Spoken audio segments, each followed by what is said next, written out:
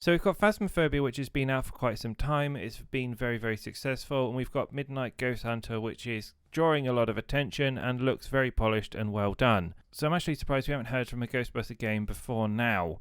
If I was speculating, I would say because of the success of Midnight Ghost Hunter, they're pushing out the Ghostbuster alpha footage now because they don't want to play second fiddle. And you look at Midnight Ghost Hunter, it's like in beta stage now, it's maturing and it's readying for a release. Now, I'm a child of the 80s, I'm a huge fan of the Ghostbuster franchise, it will always hold a place in my heart. But saying that, it's going to take more than nostalgia for me to buy into this Ghostbuster FPS game. Anyway, I'm going to remain hopeful, but these are all the details that you'll probably want to know about the game so far. So it's made by Illfonics. I'm beginning to think that they have some sort of licensing agreement with various movie franchises, because they did a Predator game and they also did a Friday the 13th game.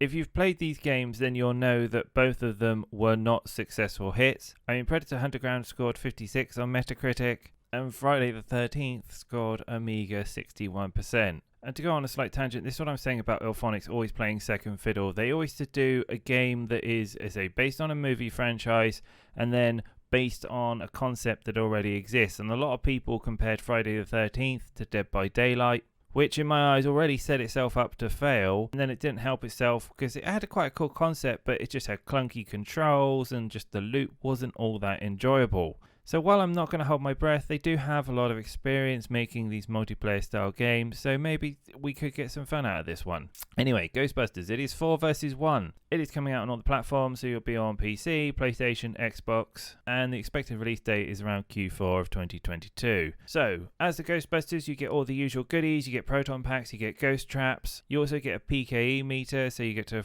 track the ghost as it goes throughout the level. And, it's a Ghostbuster game, so you track down your ghost, you fire your proton beams, you put it into a trap, and that's how you win. You've got 4 Ghostbusters, the other person gets to play as the ghost. So far there is only one ghost confirmed, and that is Slimer.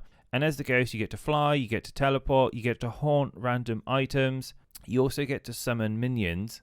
And the win condition for the ghost is you have to haunt the building. And in the top right hand corner, there's a percentage bar. And the more you haunt, basically, the more it fills up. And then when it gets to 100%, I presume that's when you win. There is a mana-like ability for the ghost. It's based around ectoplasm. The more you use your spells, the less ectoplasm goes down. And then you have to recharge it. And to do so, you can possess random items and then hide away and wait for it to come back. The ghost has also got a few other abilities. There's something called ectovision. You can also phase through things. You can also slime people, which acts like a stun if you get caught in the beams. So there are escape mechanics, and they give you a little bit of flexibility. So when you play the ghost, you have 3 lives. So there are rifts, I think, that you can come back from. And when you're getting captured and put in the trap, you can spam square, I think, to break free from it. But if you do get captured, it's not the end of the game. The Ghostbusters actually have to do it 3 times from the looks of it. There are NPCs around the map that you have to scare as well. If you scare them enough, they run out the building. I think this all counts towards your building haunt level,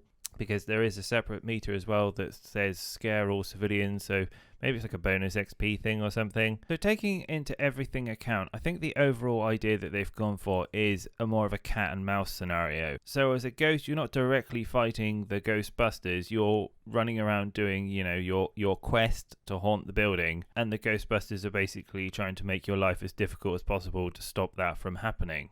And if I'm brutally honest, I much prefer the Midnight Ghost Hunters way of doing things, which is the ghosts fighting the ghost hunters, because this just sounds like it's going to get really boring really quickly. I know I haven't played it, but you look at things historically, like games in this vein, Evolved, for example, which was 4 versus 1, that kind of flopped, and that was definitely more of a PvEP game. You've got the other 2 games that they've produced which have massively flopped. And then you look at the more successful titles recently, so Back 4 Blood, for example, Left 4 Dead. Any attempts they've done around their kind of PvE multiplayer-esque elements, they just haven't really gone all that well. I could be wrong, but I'm really struggling to think of a title where you play as one of the environmental mobs and it's been successfully done. Okay, I tell a lie, you've got DBD, but aside that, I just can't think of anything. If you do know something, let me know in the comments. Maybe I'm just being a dum-dum at the moment. But anyway, there we have it. There is Ghostbusters. Let me know what you think in the comments below, and we'll do more videos on this when stuff comes out. There is a reaction piece as well. So let's see how it goes, and yeah, I'll be back with more news, games, and reviews soon.